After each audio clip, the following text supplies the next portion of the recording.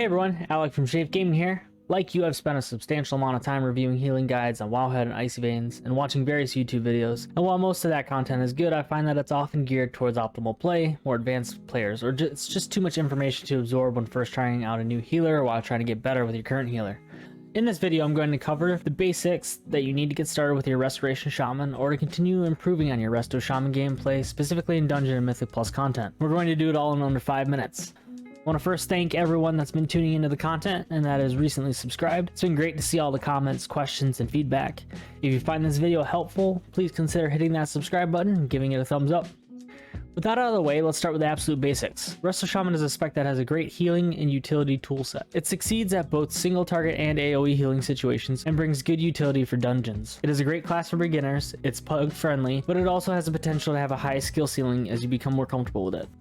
Now that we've level set, let's quickly cover stats, builds, and general rotation for the dungeon content. Please keep in mind that we're not focused on the high-end play of this spec, so we're going to focus on healing-centric builds that you can use to get comfortable with the spec before really trying to push into harder content. There's only one rule of thumb here: eye level. Always take gear that is at a higher eye level, especially when you're first gearing up your shaman. Eye level equates to higher intellect and stamina, which provides you stronger heals and more health to survive dungeon mechanics. The only other stat with prioritizing, but not at the expense of eye level, is haste. Haste is an important stat for most healers in dungeons because it reduces cooldowns and allows you to cast spells faster. Once you hit higher eye levels around 425 to 430, you can start prioritizing higher verse and crit. Transitioning into our builds, there are primarily two prominent healer focused builds to look at. I'll take a minute to look at the talents, and I'll provide a copy of the builds in the description in case you want to import them. Looking at the class tree, this is my primary build. You can move around some talents depending on what you like.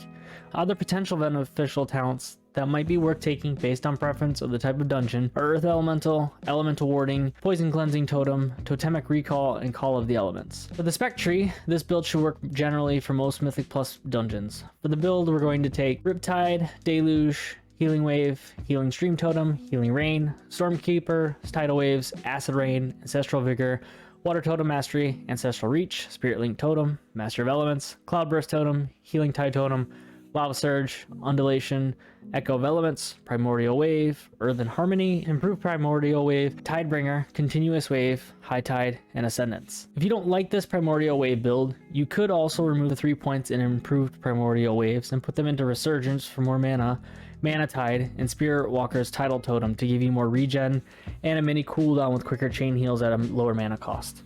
Now that we've reviewed two of the common builds, let's quickly review rotation. For single target, your priority will be the following. You're going to keep Earth Shield on cooldown, keep Riptide on cooldown, use Healing Wave if the target is taking low damage or you have enough cast time between damage events for the longer cast time of Healing Wave. Use Healing Surge if the target is taking higher damage or you need a quicker heal. Use cooldowns as needed.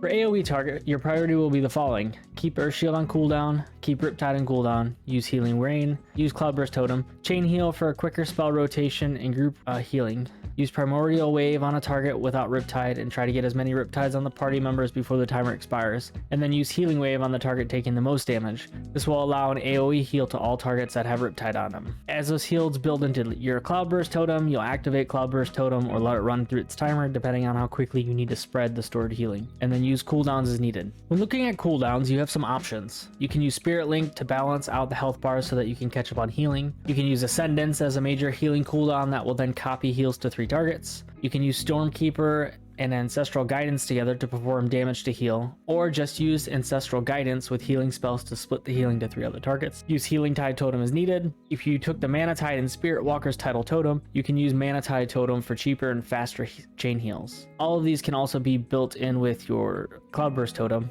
in order to spread a big heal towards the end. Well, that's it. We've covered the basic items that you need to start your Resto Shaman. Now all that's left for you is to log in and start healing. Remember that as you begin to get more comfortable with Resto Shaman, you can then begin to look at optimizing your stat weights. However, remember that your damage is worthless if you can't keep your group live, so make sure you find a good balance. I hope that you found this content helpful and learned something new. Let me know if you have any questions, thoughts, or feedback, and if there is any other healing content out there that you'd like me to cover.